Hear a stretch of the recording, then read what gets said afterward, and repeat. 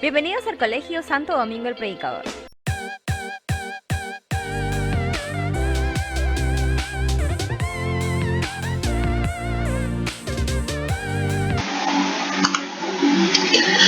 Buen día, alumnos de tercero de secundaria, talentos 1, 2, 3 y 4. El día de hoy estoy presentando el tercer tema, el que corresponde a la semana 3 del curso de comunicación, y es el lenguaje. Vamos a desarrollar un poquito sobre este tema, las partes principales, ¿ok? Acompáñenme a ver el material preparado. El lenguaje. Primero vamos a trabajar el concepto general, que es el lenguaje. Es la facultad humana que sirve para la comunicación a través de signos sonoros y articulados. Esto quiere decir que es una facultad estrictamente humana. No hay lenguaje en animales, no hay lenguaje en vegetales. Ya habíamos visto en la primera sesión, en la primera semana, que existe la comunicación no humana. Que no quiere decir que haya lenguaje. Es un proceso comunicativo, pero no hay lenguaje. El lenguaje es una facultad estrictamente humana, ¿ok? Ahora, hay características dentro de este lenguaje. El lenguaje es universal, racional, innato, biarticulado y biplánico. Vamos a ver la primera característica, la vamos a desarrollar. Universal. El lenguaje está presente en toda la especie humana y en cualquier espacio físico-temporal. Nuestra condición de personas permite que podamos usar el lenguaje para comunicarnos. ¿Qué quiere decir esto? Que en el lugar donde haya especie humana hay lenguaje. El lenguaje permite justamente que nosotros podamos codificar y descodificar información a través de diferentes signos sonoros o también escritos. Y esto lo veremos un poquito más adelante. O sea, en pocas palabras, donde hay especie humana hay lenguaje. Es universal. En todo el mundo hay especie humana. La siguiente característica es que es racional. Como seres racionales que somos, el lenguaje nos permite exteriorizar nuestros pensamientos. Normalmente, antes de hablar, escribir o actuar, primero pensamos. En efecto, el uso del lenguaje constituye un acto racional. Entonces, ¿qué quiere decir esto? Que el lenguaje está basado en el pensamiento racional del ser humano. Por eso es que es una facultad estrictamente humana. Los animales no razonan, no tienen raciocinio. Por esa razón es que para que haya un lenguaje necesita ser primero procesado, bien pensado. Normalmente dice, porque a veces hablamos sin pensar lo primero que se nos viene a la mente. Como siguiente característica vemos el innatismo, o sea, el lenguaje es innato. Como sistema cognitivo, el lenguaje nace con el hombre, es decir, nacemos con la capacidad de articular palabras. El lingüista norteamericano Noam Chomsky, a través de su gramática generativa, formula que estamos programados genéticamente para poder hablar. ¿Qué quiere decir esto? Nosotros nacemos con la capacidad de hablar. Pero esto contraviene contra otra corriente, que es la de Piaget. Chomsky lo que decía es que el ser humano viene ya programado para poder hablar. O sea, venimos con un chip de programación desde nuestro nacimiento para poder hablar. Sin embargo, Piaget formula que el lenguaje es algo aprendido, que lo vamos aprendiendo por el contacto que tenemos con los demás. Para entenderlo un poquito mejor, en el caso de Chomsky, lo que nos dice es que nosotros recibimos el mensaje en nuestros genes. Ya venimos predispuestos a hablar. Sin embargo, en el caso de Piaget dice, si un niño nace en un hogar, es de padres quechua-hablantes, pero se desarrolla en un ambiente donde solo hablan inglés, el niño hablará inglés. Aquí se mezclan los dos aspectos. Nace con la capacidad de hablar, que es la característica de que es innato el lenguaje, y la otra característica que es aprendido. Lo aprendes de acuerdo a la sociedad o al grupo donde trabajas o te desarrollas. La siguiente característica es que es biarticulado. Un sistema de comunicación que se organiza en dos niveles es un sistema dual. Toda lengua, plano importante del lenguaje, se estructura en dos articulaciones o niveles. En la primera articulación tenemos unidades mínimas dotadas de significado, denominadas morfemas, y la segunda articulación se puede utilizar y analizar unidades más pequeñas, pero carentes de significado, llamados fonemas. Morfemas viene de formas, ¿no? Y fonemas de sonido. La biarticulación, estrictamente hablando, permite que los sonidos se organicen en sílabas y formen palabras. Estas se articulan o combinan en frases y oraciones, y luego se combinan entre sí para formar párrafos, discursos, textos, etc. Para explicarles un poquito mejor, he elaborado un ejemplo de esta característica.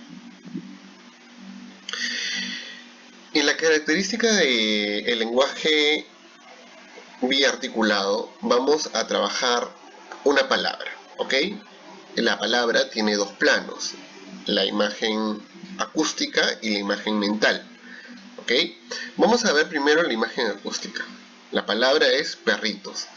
Esta palabra, cuando nosotros escuchamos esta palabra de acá, se nos viene a la mente pues un cachorro o varios cachorros, ¿no? Varios cachorros. Sabemos cómo es un perrito.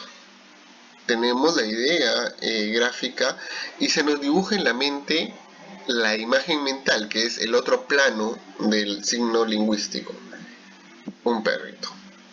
Esto es lo que se nos dibuja en la mente, o bueno, depende de la raza que más nos agrade, se nos va a dibujar en la mente los perritos, ¿ok? Imagen acústica, imagen mental. Una vez más, imagen acústica, imagen mental. Ahora, dice que en el caso del lenguaje son dos planos, los morfemas y los fonemas, unidades mínimas. ¿Qué quiere decir unidad mínima? Hasta dónde se puede romper o desagregar la palabra. Ahora dice que en el caso de los morfemas son unidades mínimas que tienen significado. Entonces dividamos la palabra perritos en unidades mínimas que contengan significados.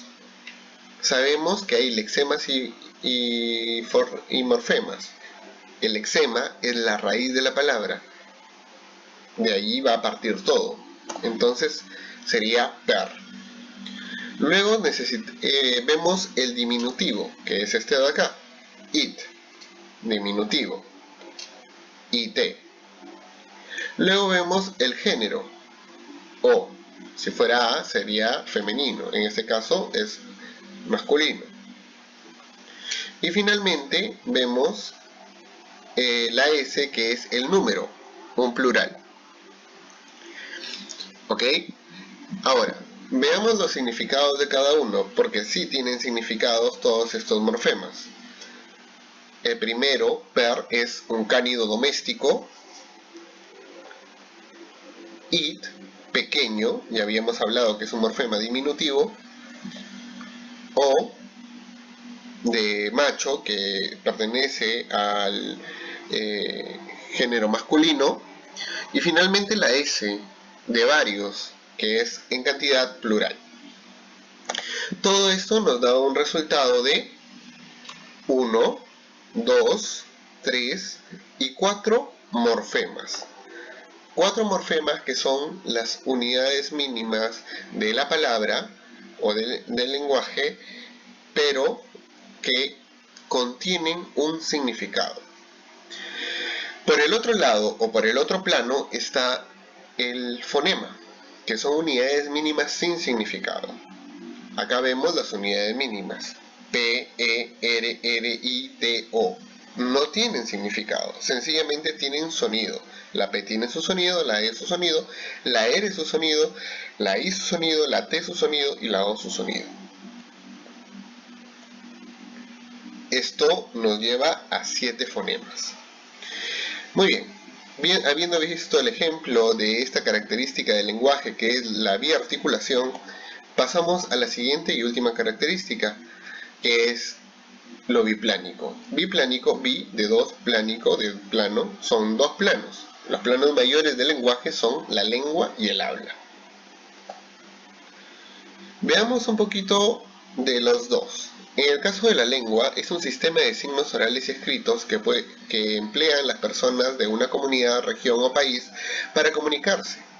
Es el código más completo y más complejo que utiliza el hombre. Se caracteriza por ser social, pertenece a una comunidad lingüística, psíquica, es en el cerebro humano donde se asocian las imágenes con los conceptos. Ahí es donde viene lo que les decía de la imagen mental y la imagen acústica.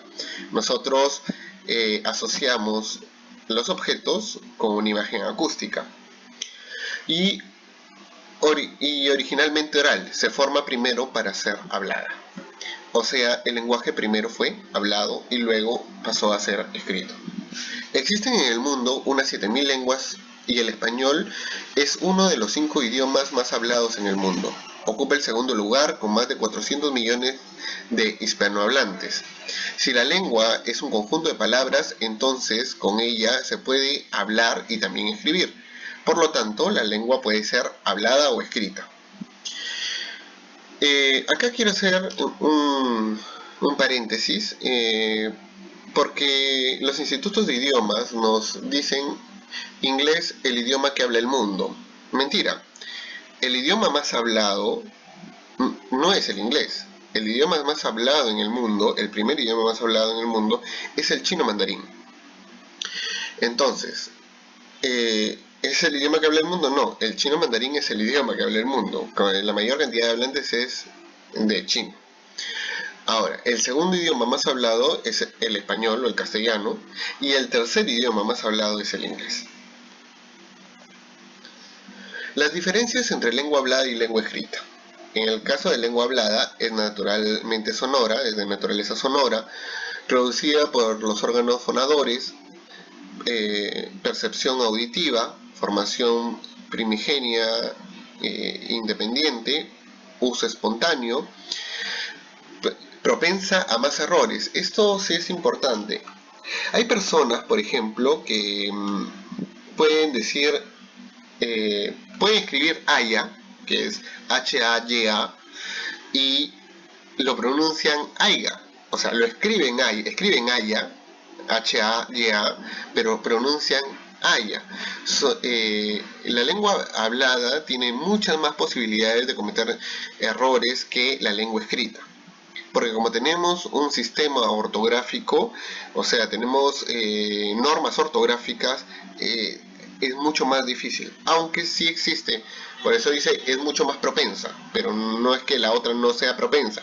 Sí, también hay personas que tienen errores ortográficos. Dura poco, obviamente las palabras se las lleva el viento, reza una frase. Es un instrumento de comunicación en general. Es limitada en cuanto a distancia, es limitada en cuanto a distancia. Obviamente, si yo hablo acá, es muy poco probable que me escuchen en sus casas, si no fuera por los medios de comunicación, ¿no? Y porque estoy utilizando también la lengua escrita. Se refuerza con recursos extralingüísticos. Por ejemplo, los signos, los movimientos de mano, los gestos, ¿no? Lengua escrita. Es de naturaleza gráfica, producida manualmente, percepción visual, formación condicionada, uso reflexionado, preparado, se tiene más cuidado, es perdurable. Obviamente, si tú escribes algo, perdura más que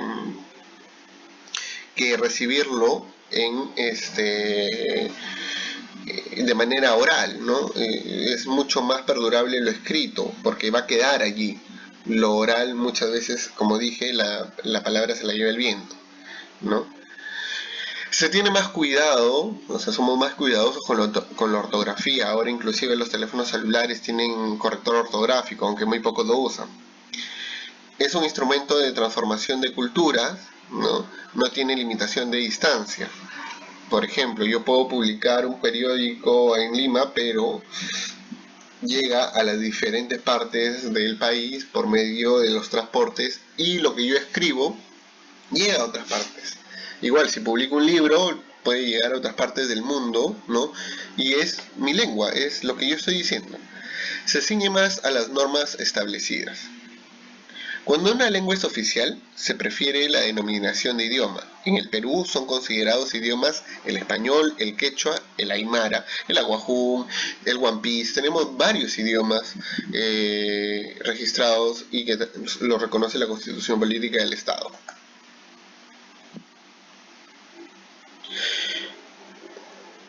Luego tenemos, dentro de la característica de la biplanidad, el habla. Es la manera individual que adopta cada persona al emplear su lengua. Es la realización o materialización de la lengua. Ninguna persona habla igual a otra. Difiere en el tono de voz, pronunciación, vocabulario, etc. Al conjunto de rasgos propios del habla de una persona se llama idiolecto. Este comprende la totalidad de los hábitos del hablante de un individuo en una época determinada. La lengua y el habla se enriquecen mutuamente, esto es, son interdependientes, constituyen pues los dos planos mayores de del lenguaje. Aquí hay un cuadro comparativo del lenguaje y el habla. El lenguaje es un código, el habla es el uso de este código. Entendamos, nosotros le pusimos perro a esos cachorros, ¿ok? Perritos. Nosotros le creamos un código. El habla es el uso de ese código. La lengua es un sistema. El habla es la realización o actualización del sistema. La lengua es social y colectiva. El habla es individual y personal. O sea, la lengua es para todos. El habla es personal. La lengua es psíquica. El habla es psíquica, fisiológica y física. La lengua es teórica, el habla es práctica. O sea, teóricamente sé cómo funciona el castellano, pero para poder plasmarlo tengo que hablarlo. Más o menos fija es la lengua y el habla es variable y libre. O sea, la lengua, tú tienes un montón de signos. El signo lingüístico, por ejemplo, la palabra piña no es lo mismo acá en Perú que en El Salvador, por ejemplo. ¿Ok? Es diferente. Tienen diferentes significados. O son utilizados de manera diferente. Perdurable, un poco histórica es la lengua, o sea, tiene antecedentes de cómo es que se va creando la lengua y cómo es que va evolucionando ella. Y en el caso del habla es momentánea y efímera. La lengua es abstracta y el habla concreto.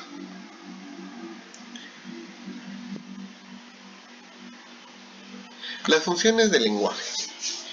Las funciones del lenguaje son representativa, expresiva y apelativa. ¿Ok? Acá ustedes ven cómo se les conoce también, por ejemplo, a la función representativa. Son 6 funciones, pero vamos a ver primero 3. Acá vemos cómo se le conoce a la representativa, a la expresiva y a la apelativa. Su definición, en el caso de la representativa, permite transmitir mensajes objetivos, refleja la realidad, informa algo de ella. Su elemento es el referente, el tipo de significado es el denotativo, o sea, denotativo quiere decir la realidad, y las clases de oración son enunciativas o declarativas, afirmativo o negativo. Ejemplos: el trapecio es un cuadrilátero. Ella no tiene 15 años. ¿Okay? Son de afirmación y de negación.